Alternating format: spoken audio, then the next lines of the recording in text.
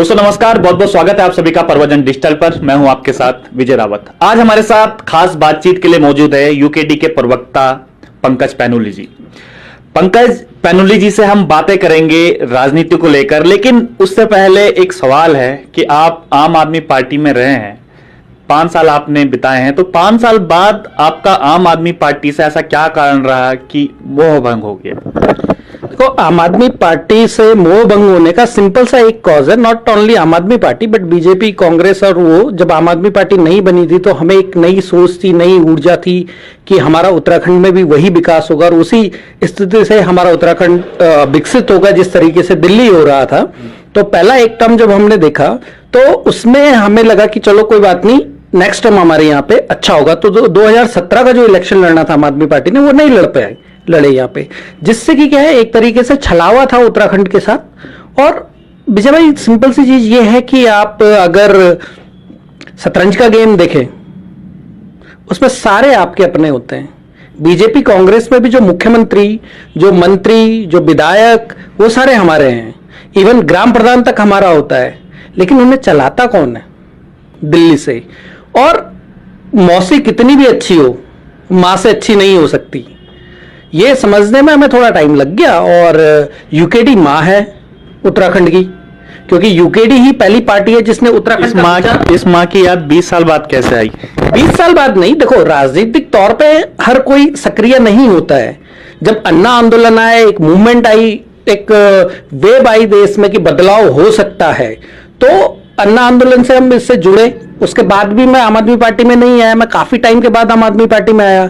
जब हम सक्रिय राजनीति में आए, जब तथाकथित राजनीति के ठेकेदारों की हमें यह पता चला कि ठेकेदार हमें कैसे लूट रहा है, जब हमें एक मेच्योरिटी के लेवल पे आया जहां पे हमें पता चला कि हमारे हक हुकूक कहां जा रहे हैं, उत्तराखंड स्टेट कहां जा रहा है, तो हमने एक ऑल्टरनेट पॉलिटिक्स ढूंढने की शुरू करी, जिसमें आम आदमी पार्टी उस टाइम पे एक उभरता हुआ सितारा था। लेकिन जब उस उभरते हुए सितारे को हमने देखा कि इसके पीछे क्या क्या और स्ट्रेटजियां हैं, किस तरीके से ये काम कर रहा है और हमारे लिए किस तरीके से लॉस हो रहा है, तब क्योंकि हमें अगर यहां पे कुछ भी करना होता था आम आदमी पार्टी में तो हमें भी दिल्ली जाना पड़ता था। किसी भी छोटी से बड़ी चीज को लेके दिल्ली से फैसले होते थे, दिल्ली में डिसीजन होते थे। तो जब हमें दिल्ली ही जाना है तो बीजेपी कांग्रेस में क्या बुराई है? 5 साल बाद ये चीज समझने में 5 साल का समय कैसे लग गया? ये तो चीजें तो 5 दिन में आदमी को क्लियर हो जाती है, 5 महीने में क्लियर हो जाती है, लेकिन 5 साल का एक समय अंतराल बहुत बड़ा समय होता है। तो 5 साल कैसे लगे इन सब चीजों को समझने में? विजय भाई, किसी भी उम्मीद को टूटने में या किसी भी उम्मीद को बनने में टाइम लगता है।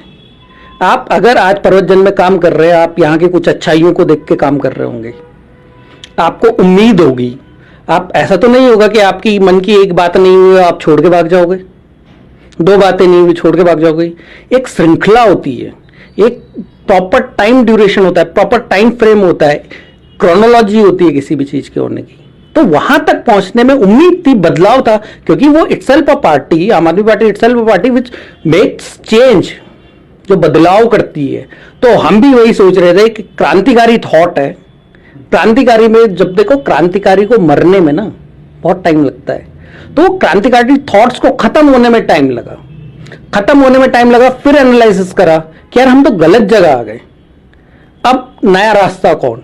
तो फिर ये माँ और मौसी का जो संबंध है वो समझ में आया, और देर सबेर ही सही। अब लगता है कि उत्तराखंड क्रांति दल में आए हैं तो अब सही जगह आ गए हैं।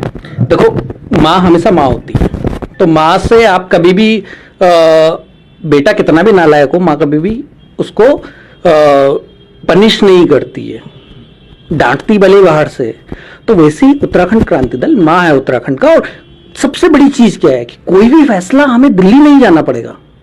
जो भी अच्छा बुरा जो भी होगा, हमारे राज्य के लोग हमारे राज्य में, हमारी राजधानी में बैठ के वो फैसले होंगे, ना कि हमें हर बात के लिए कहीं और भागना पड़ेगा। ये बात तो जिस समय आपने आम आदमी पार्टी ज्वाइन की होगी उस समय तो पता होगा कि भैया जब यहाँ पे सरकार बनेगी आम आदमी पार्टी, जाना तो दिल्ली है। क्या ये बातें उस समय पता नहीं चली थी? और दूसरी बात ये है कि आप माँ का बार बार जिक्र कर रहे हैं, तो आपको आम आदमी पार्टी में शुरुआत में कैसे माँ दिखी और बाद में मौसी नजर आने लगी? देखो, आपने अगर आम आदमी पार्टी को डीपली देखा होगा और डीपली अगर आपने मॉनिटर करा होगा, तो एक किताब होती है स्वराज, जो लिखी थी अरविंद केजरीवाल ने। तो उस स्वराज को अगर आप पढ़ोगे तो कुछ दिनों तक, जब लाइट होती है ना, एकदम लाइट आती है तो आंखें चौंधिया जाती हैं। तो उस स्वराज को पढ़ने के बाद जब आप सोचोगे कि नहीं यार, this is the best way to do, तो वही था। ठीक है। आम आदमी पार्टी, अरविंद केजरीवाल की जो स्वराज की जो किताब है, अगर आप उसको पढ़ोगे तो उसमें आपको पता चल जाएगा कि क्या है। और दूसरा, आम आदमी पार्टी का आपने इतिहास पढ़ा, उनका आपने नई नई पार्टी है, आपने उत्तराखंड क्रांति दल को उसके बाद चुना, कहा कि अब सही घर में है। लेकिन उत्तराखंड क्रांति दल का इतिहास भी कुछ ज्यादा अच्छा नहीं है। जनता ने विश्वास जताया है कई बार, और कई बार उन्होंने जो जिनके खिलाफ वो खड़े हुए थे, जिस सरकार के खिलाफ पड़े थे, बाद में उन्हीं पे जाके मिल गए। बिल्कुल सही आपने बात करी। ये परसेप्शन है, इसके पीछे की रियलिटी आप समझो। क्योंकि जब यूकेडी ने बीजेपी को समर्थन दिया था, उस टाइम पर राज्य बने हुए कितने साल हुए थे?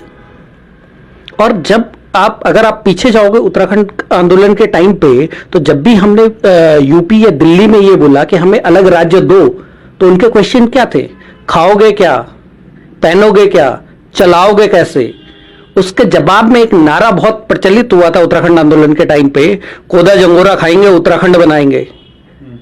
अब जब हमने लोगों को सड़कों पे ले आए, हम लोगों को लड़ा दी, 42 शहादतें हो गई, राज्य मिल गया, उसके बाद एक इमेच्योर, इकोनॉमिकली इमेच्योर राज्य, उसके अंदर अब अगर आप सोचो कि 2007 में दोबारा से इलेक्शन होते, आज हम 60,000 करोड़ के कर्जे में हैं, अगर दोबारा से इलेक्शन होते तो कितने हजार करोड़ के कर्जे में होते।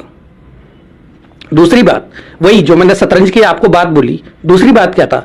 बीजेपी कांग्रेस में भी तो अपने ही लोग थे। ये तो उत्तराखंड क्रांति दल का बड़ा दिल है कि जो बीजेपी और कांग्रेस को समर्थन दिया। क्योंकि बीजेपी, अगर आप अर्ली 90s में वाजपेयी जी के भाषण देखोगे तो उन्होंने ये चीजें आम जनता को कैसे समझाओगे भाई? जिन लोगों से लड़के, जिन लोगों से छीन के आपने उत्तराखंड बनाया था, फिर बाद में उन्हीं लोगों के साथ शामिल हो जाओगे, तो ये आम लोगों को ये बात कैसे समझाओगे? ये सब चीजें आज उत्तराखंड क्रांति दल का हाल आप जान ही रहे हो, एक पार्षद जीतना मुश्किल हो जाता है उत्तराखंड क्रांति दल का। तो फिर ऐसे में उत्तराखंड क्रांति दल कैसे विश्वास मत बना पाएगी आम जनता के लिए? देखो, एक बहुत प्रचलित कहावत है कि सत्य परेशान हो सकता है लेकिन पराजित नहीं। हमारे जो भी बड़े लीडर्स थे, जो भी एक चीज सिंपल से समझो कि उत्तराखंड क्रांति दल में है क्या? कुछ आंदोलनकारी और पॉलिटिशियन कोई था नहीं। अगर ये इतने ही पॉलिटिशियन होते तो 1996 में हमारी बहुत सारी सीटें आ सकती थी। उस टाइम पे मेन मोटो क्या था? राज्य नहीं तो चुनाव नहीं। जब राज्य नहीं और चुनाव नहीं की भावना से जिस सच्चे दिल से आदमी निकले थे, अब वो लोग कभी भी पॉलिटिकल नहीं हो सकते थे, राइट? पॉलिटिकल में आपको धन बल, बाहुबल, बहुत सारी चीजें चाहिए, ठीक है, लेकिन वो उन लोगों के पास नहीं थे, वो सच्चे दिल से चले। वो तो अभी भी नहीं है धन बल। कई बार जो आपके अध्यक्ष कहते हैं हमारे पास संसाधनों की कमी है। हाँ, हम तो भैया वो लोग हैं जो चद्दर फैला के उत्तराखंड आंदोलन में वो करते थे, पैसा इकट्ठा करा करते थे। आज भी जनता को जब हम पे विश्वास आएगा, क्योंकि देखो किसी भी भ्रम को टूटने में टाइम लगता है, और भ्रम अब 20 साल का हो चुका है, तो 20 साल के भ्रम को टूटने में मुझे नहीं लगता कि बहुत ज्यादा टाइम और लगेगा। क्योंकि उत्तराखंड की जनता भी समझ चुकी है कि उत्तराखंड क्रांति दल ही उत्तराखंड का असली हितैषी है। बाकी बाहर से आके आपको कोई कितना भी पोषित करे, आप नहीं बन सकते। क्योंकि अल्टीमेटली उत्तराखंड क्रांति दल की, अगर उत्तराखंड क्रांति दल की बात करें तो उनकी अकाउंटेबिलिटी उत्तराखंड के लोगों के लिए है, लेकिन दिल्ली की जो पार्टियां हैं उनकी अकाउंटेबिलिटी, बीजेपी, कांग्रेस, आम आदमी पार्टी जो भी है, उनकी अकाउंटेबिलिटी दिल्ली के लिए है। लेकिन उत्तराखंड क्रांति दल को माना कि भावनाएं हैं लोगों के साथ में, लेकिन एक विजन तो नहीं है। कम से कम उत्तराखंड क्रांति दल को विजन तो जनता को देना ही पड़ेगा कि हमारे पास विजन ये है, हम इस प्रकार का रोड मैप तैयार करेंगे। केवल भावनाओं से तो काम नहीं चलेगा ना कि हमने उत्तराखंड बनाया, हमने आंदोलन किया। तो एक विजन क्या है जनता के? विजय भाई, ये दुर्भाग्य है कि हमारे नेता या हमारी पार्टी उस चीज को प्रचारित नहीं कर पाई, क्योंकि वो उतने, आपको पता है उत्तराखंड का vision doctor DD Pant ji, एकमात्र इंडियन जिन्होंने सीवी रमन के अंडर अपनी पीएचडी की थीसिस पूरी करी, उनके द्वारा बनाया गया पूरा ब्लूप्रिंट है। जो गैरसैंण राजधानी आज बोलते हैं, वो राजधानी का ब्लूप्रिंट भी हमारे पास था और है, और आने वाले टाइम में उत्तराखंड क्रांति दल उसे पूरा फैलाएगा। अब तो डिजिटल मीडियम है, पहले तो था कि बहुत पैसा लगता था, अब तो पैसा भी नहीं लगता। धीरे धीरे उत्तराखंड क्रांति दल उसको पहुंचाएगा लोगों तक, और लोगों तक वो चीज जरूर पहुंचेगी। लेकिन डिजिटल माध्यम में भी फेल नजर आती है। आप ही बताइए, आपके ऑफिशियल पेज में कितने फॉलोअर्स और कितने लाइक हैं? ग्रो करेगा ना, ग्रो करेगी वो चीज। और ऐसा नहीं है कि आज से पहले, तो एक टाइम तो ऐसा था जब था ही नहीं। इस 2-4 साल पीछे चल जाओ तो था ही नहीं। अब हमारे पास है और स्पीडली ग्रो कर रहा है। ऐसा नहीं कि स्लोली ग्रो कर रहा है, स्पीडली ग्रो कर रहा है। और वो ग्रो करेगा, डिजिटल माध्यम है, लोगों के बीच में जाएंगे, उनको बताएंगे कि हमारा विजन, ये विजन की बात करते हैं। हमारे पास तो 80s में विजन था। आपका क्या विजन है? क्योंकि हम डिजिटल माध्यम से हम बात कर रहे हैं, जितने भी हमारे दर्शक हमें लाइव देख रहे हैं वो भी समझ पाए आपके द्वारा कि एक्चुअल में क्या विजन है उत्तराखंड क्रांति दल का। 2021 में जब चुनाव लड़ेंगे, 22 में सॉरी, जब चुनाव उत्तराखंड क्रांति दल लड़ेगी तो किन क्या मुद्दे होंगे, क्या विजन होगा, कैसे जो मैनिफेस्टो जो उनका होगा उसमें क्या कुछ घोषणा पत्र में घोषणाएं होंगी उत्तराखंड क्रांति दल की? देखो भैया भाई, वो तो 360 पेज का पूरा एक पुलिंदा है, लेकिन मैं आपको जो है उसको शॉर्ट में, जो क्रिप्स है उसका, नजदीक शिक्षा, नजदीक स्वास्थ्य, नजदीक रोजगार, मूल निवासी को प्रेफरेंस, ये 4 चीजें आपको उत्तराखंड क्रांति दल के मैनिफेस्टो में मिलेगी। और ये क्योंकि देखो, उत्तराखंड आंदोलन या उत्तराखंड राज्य की परिकल्पना ही पलायन को लेके हुई थी, क्योंकि जो माइग्रेंट्स हमारे यहां से जाते थे उन्हीं को बचाने के लिए ये हुआ था। उसमें 3 चीजें थी, शिक्षा, स्वास्थ्य, रोजगार। तो शिक्षा, स्वास्थ्य, रोजगार तीनों आपके निकट होगा, नजदीक होगा। इस बात की मैं आपको एश्योरिटी दे सकता हूं। और उत्तराखंड क्रांति दल अगर आएगा तो ये चीजें जरूर होंगी। अभी कुछ दिन पहले उत्तराखंड क्रांति दल ने मुख्यमंत्री कूच किया था कि मुख्यमंत्री जी जिन्होंने घोषणाएं की थी 2017 में, उन घोषणाओं को पूरा नहीं किया। उसमें बेरोजगारी एक मुद्दा था। लेकिन कूच में हमने भी उस कूच को कवर किया था, लेकिन कूच में आपके प्रदेश अध्यक्ष गायब थे, काशी सिंह एरी थे, जो मेन लीडर थे वो गायब थे। मुश्किल से 200-300 लोग उस कूच में थे। तो इससे क्या संदेश जाता है? ये तो शक्ति प्रदर्शन का एक माध्यम होता है उत्तराखंड को दिखाने के लिए कि हमारे साथ जनसमूह है, लेकिन जनसमूह था ही नहीं बिल्कुल भी। आपको त्रिवेंद्र पवार जी नहीं दिखे? मैंने 2 के नाम और गिनवाए आपको। मैंने आपको आपके अध्यक्ष के नाम गिनवाया, मैंने काशी सिंह एरी के नाम गिनवाए, और तमाम और चेहरे भी हैं। आपको बता रहा हूं, जो हमारे अध्यक्ष हैं उनकी अभी स्वास्थ्य कारणों से, क्योंकि जब भी कोई रैली होती है, कुछ भी होता है, तो उसमें असर्टेनिटी होती है कि वो चीज कहां पे क्या मोड़ ले ले। तो अभी आपको पता होगा, तो उनको 7-8 महीने पहले ब्रेन स्ट्रोक आया था, तो इसलिए वो स्वास्थ्य कारणों से दूर थे। और दूसरा, जो आप 200 लोगों की बात कर रहे हो, तो कोरोना काल है, पेंडेमिक है, उसमें हमारे ऊपर मुकदमे भी हुए। पेंडेमिक है, पेंडेमिक में हमने, और तीसरी बात, ये केवल जिले का था, प्रदेश का नहीं था। नहीं, मैं आपको रोकना चाहूंगा भाई। जब आप मुख्यमंत्री कूच कर रहे हैं, मुख्यमंत्री आपका उत्तराखंड का होता है, और उसमें मुख्यमंत्री उत्तराखंड का होता है, लेकिन पार्टी की स्ट्रेटेजियां अलग अलग होती है। काउंटर करने के लिए जवाब बढ़िया है, क्योंकि अभी जुम्मे अभी एक नई पार्टी आई है, स्वराज स्वराज पार्टी। उनका भी विधानसभा कूच था, आपने भी देखा होगा, सचिवालय कूच था। तो उसमें भी कम से कम 1000 लोग शामिल थे, जिनको 4 महीने नहीं हुए बने हुए। बिल्कुल, क्योंकि उन्होंने अपने पूरे प्रदेश के संसाधन उसमें झोंके थे। आपको बताऊं, त्रिवेंद्र पवार जी भी इसलिए आए थे क्योंकि वो ऋषिकेश में रहते हैं, और ऋषिकेश देहरादून जिले के अंदर आता है। तो ये जिले का बेसिकली था, इसमें ऐसा कोई प्रदेश लेवल का नहीं था। प्रदेश लेवल का होता आपको त्रिपाठी जी भी दिखते हैं, आपको काशी सिंह एरी जी भी दिखते हैं, हमारे प्रदेश अध्यक्ष हो सकता है ना होते स्वास्थ्य कारणों की वजह से, लेकिन आपको सारे लोग दिखते। उसमें आपको हरिद्वार जिले के भी नहीं दिखे, क्योंकि हरिद्वार तो नजदीक है, लेकिन हरिद्वार के भी नहीं थे, क्योंकि स्पेसिफिकली, क्योंकि हरिद्वार के ना हमारे जिला अध्यक्ष थे ना कोई था, स्पेसिफिकली देहरादून जिले का था, और जिले और महानगर का था। बार बार ये सवाल भी आम जनता पे उठते हैं कि जब तक उत्तराखंड क्रांति दल में जितना सीनियर लेवल के लोग हैं, जब तक वहां पर चेंज नहीं किया गया, तब तक उत्तराखंड क्रांति दल में नयापन नहीं आ सकता। आप क्या मानते हैं इस बात को? आप एक नए हैं, युवा हैं, क्या जो अभी आपके अध्यक्ष हैं या जितने भी अपर लेवल पे जितने भी लोग हैं, क्या उनको अब चेंज करने की जरूरत है? क्योंकि उनके अंडर कई चुनाव लड़ेंगे, और चुनाव का हाल देख ही रहे हैं कि आज उत्तराखंड क्रांति दल किस स्थिति में खड़ी। देखिए, जो हमारे बड़े लीडर हैं, क्या आप उनका रिप्लेसमेंट मुझे किसी भी और पार्टी में बता सकते हो? दिवाकर भट्ट जी की जो व्यक्तित्व है, जो उनके सैक्रिफाइसेस हैं, और जो उन्होंने काम करा है उत्तराखंड को, क्या वो कोई और है आपकी नजर में जो अभी सीनियर लीडरशिप है किसी भी पार्टी में, या फिर काशी सिंह एरी जी या फिर त्रिवेंद्र पवार जी के वजह? आपको पता है पत्र बम भगत सिंह ने बम फोड़ा था तो पत्र बम हमारे त्रिवेंद्र पवार जी ने फोड़ा था। क्या उनसे योग्य व्यक्ति कोई और है? फील्ड मार्शल नहीं, ये बातें कहने सुनने के लिए अच्छे के लिए है, लेकिन जब चुनाव आता है, जब उसके परिणाम देखे जाते हैं, आज उत्तराखंड क्रांति दल, मैं आपकी उसी बात का जवाब दे रहा था। तो जो सीनियर लीडरशिप है, जो हमारे ऊपर वो लोग हैं, जो बुजुर्ग हैं हमारे, उनसे सॉलिड कोई नहीं है। दूसरी बात, हाँ ये दुर्भाग्य है पार्टी का कि उसमें सेकंड लाइन लीडरशिप नहीं है, जिसकी वजह से ये आपको लगता है ना कि उन लोगों की गलती, उन लोगों को हटाना हमारे पास अभी ऑप्शन नहीं, क्योंकि हमारे पास सेकंड लाइन लीडरशिप नहीं है तो सीधे थर्ड लाइन लीडरशिप है जो जनरेट हो रही है। तो अभी देखो वो बड़े बरगद के वृक्ष हैं जिनकी जड़ें बहुत गहरी हैं और हमें उनके नीचे ग्रो करना है। तो जब तक हटाने की या उसकी बात है या उनको रिप्लेस करने की बात है, मुझे नहीं लगता कोई ऑप्शन है। लेकिन हाँ, ग्रो करने की जरूरत है क्योंकि सेकंड लाइन लीडरशिप पार्टी में इतनी स्ट्रांग नहीं बनी। तो इसका कारण आपने भी बरगद का एग्जांपल दिया। बरगद के साथ एक और जो जुमला भी जुड़ा हुआ है कि बरगद अपने नीचे किसी को पनपने नहीं देता।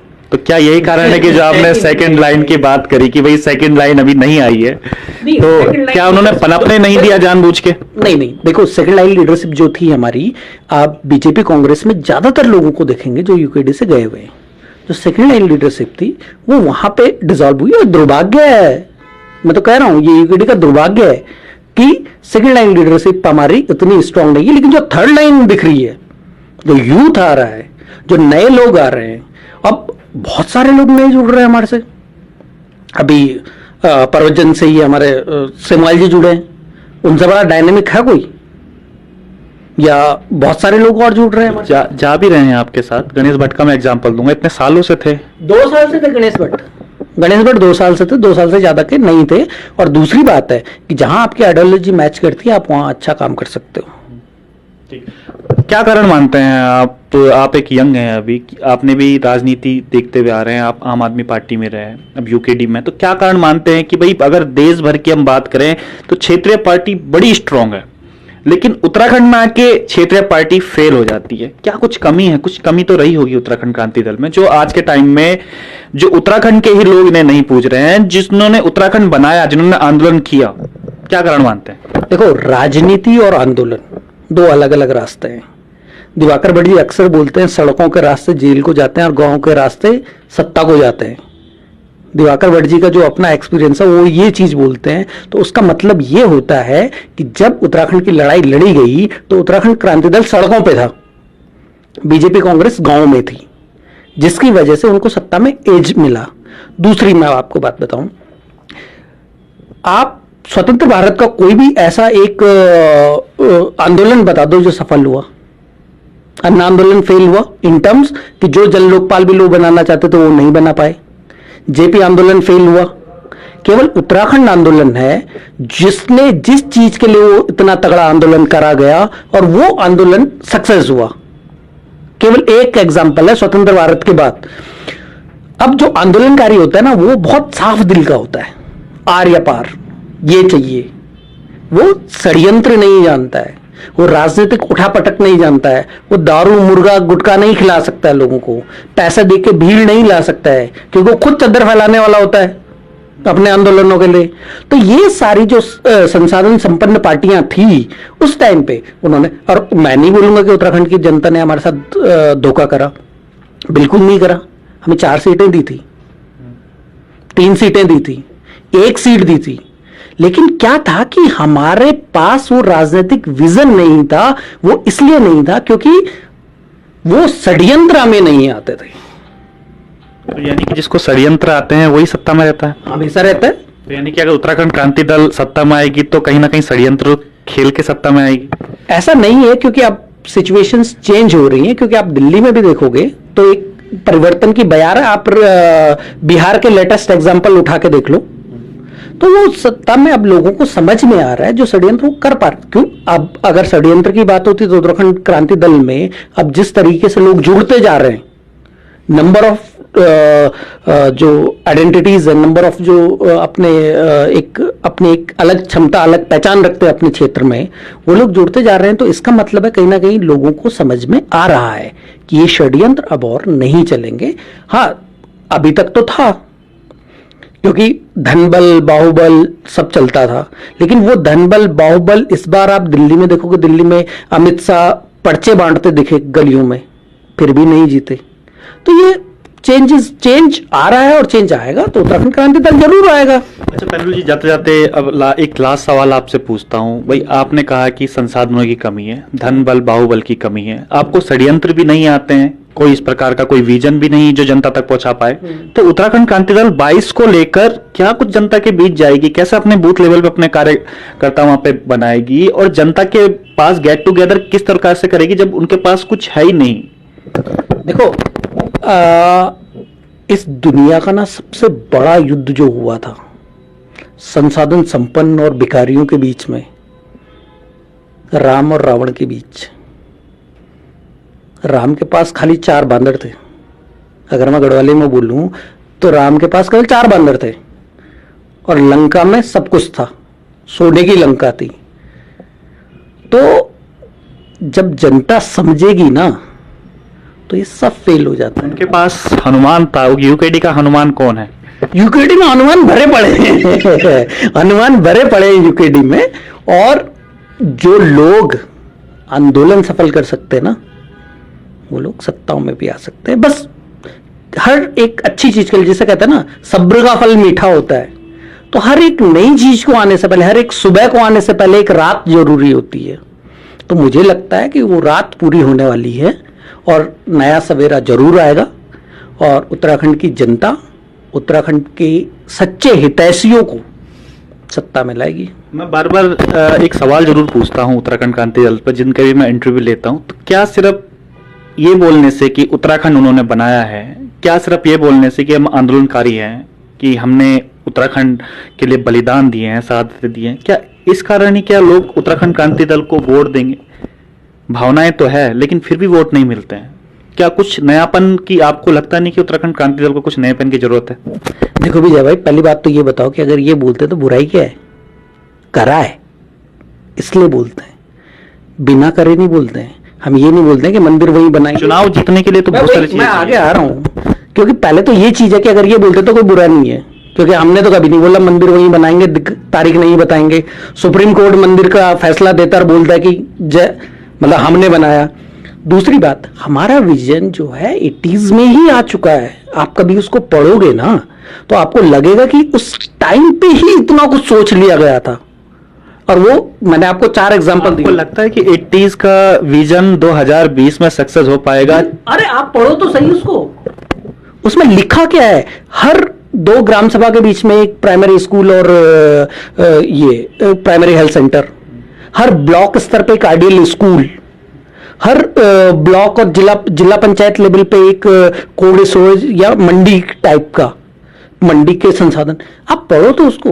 सपने तो अच्छे हैं, लेकिन साकार कैसे करेंगे, धरातल पे कैसे उतारेंगे? ऐसे सपने तो ऐसे सपने नहीं पाए, और उतारेंगे इसलिए क्योंकि उत्तराखंड का पैसा उत्तराखंड में लगेगा, दिल्ली नहीं जाएगा। बिहार इलेक्शन के लिए खर्च नहीं होगा उत्तराखंड का पैसा। उद्योग, आज ही सीएम साहब के जो उद्योग सलाहकार हैं, उनका आपने देखा ही कितना बड़ा जीरो टॉलरेंस है। हमें कोई बीजेपी के 5 स्टार ऑफिसर्स नहीं बनाने हैं, हमने कोई सोनिया गांधी की पूजा और राहुल गांधी की पूजा नहीं करनी है, या हमने किसी केजरीवाल को पैसा नहीं देना है ताकि वो किसी दूसरी जगह जाके इलेक्शन लड़ सके। इसीलिए मैंने कहा कि माँ होती है, वो अपने बच्चे को ही पोषित करेगी। जो आप कह रहे थे माँ और मौसी में क्यों इतना डिफरेंस आया, तो यही चीज है, हम किसी दूसरे के लिए नहीं जाएंगे। दूसरी बात, हमारा दूसरा वोट बैंक प्रभावित नहीं होगा। अगर उत्तराखंड क्रांति दल यहां पे बोलता है कि मूल निवासी को प्रायोरिटी दी जाएगी, तो उत्तराखंड क्रांति दल का बिहार और बंगाल और यूपी का वोट बैंक में फर्क नहीं पड़ेगा, जबकि कोई दूसरी पार्टी ऐसा नहीं कर सकती है। अगर उत्तराखंड क्रांति दल बोलेगा, सवाल घुमा दिया आपने थोड़ा सा। मैंने पूछा था कि भाई सपना दिखाना बहुत अच्छी बात है, जैसे जो विपक्ष पार्टी है बोलते हैं मोदी जी ने सपने दिखाए, उन्होंने भी कई वादे किए थे, जैसे कालाधन का वादे किए थे, तमाम प्रकार के वादे किए थे, लेकिन एक सपने दिखाना और एक धरातल पर उतारना अच्छी बात है जो आपने कही 80s में जो आपने विजन बनाया, बहुत अच्छी बात है, लेकिन धरातल पर कैसे उतारेंगे? उसके लिए तो एक रोड मैप चाहिए होगा ना। देखो, धरातल पे उतारने के लिए सबसे पहले तो हमें सत्ता में आना पड़ेगा। ठीक है, सत्ता में आने की जुगत उत्तराखंड क्रांति दल कर ही रहा है। जिस दिन हम सत्ता में आएंगे तो सबसे पहले देखो, करप्शन पे अगर चेक लग जाएगा तो वो सारी चीजें हो सकती हैं, दैट इज पॉसिबल। और ये एक नहीं, कई स्टेटों में लोग करवा करके दिखा चुके हैं। और करप्शन जहां रुकेगा वहां सारे डेवलपमेंट्स हो जाएंगे। हमें, वही मैं कह रहा हूं, हमें किसी अमित शाह को पैसा नहीं देना मुख्यमंत्री बने रहने के लिए। हमें किसी जेपी नड्डा की रैली नहीं करवानी है इतनी बड़ी कोरोना के बीच में, जहां पे हम नगर निगम को लगा दें। हमें यहीं के लोगों के लिए करना है, और हम लड़े ही हमेशा यहां के लोगों के लिए, तो हम बाहर कहां जाएंगे। चलिए, बहुत बहुत धन्यवाद और शुभकामनाएं परवजन की आपको, कि आपकी पार्टी जरूर तरक्की करे। तो ये थे हमारे साथ पंकज पैनुली जी, प्रवक्ता हैं उत्तराखंड क्रांति दल के। उन्होंने अपना विजन स्पष्ट किया कि भाई आज का विजन नहीं बल्कि 80s का विजन उनके पास है, क्या कुछ रोड मैप उत्तराखंड क्रांति दल के पास है। तमाम बातें, तमाम चर्चाएं आज पंकज जी ने हमारे साथ करी। तो दोस्तों, मिलते हैं अगले एपिसोड में किसी नई शख्सियत के साथ। तब तक आप देखते रहिए परवजन डिजिटल।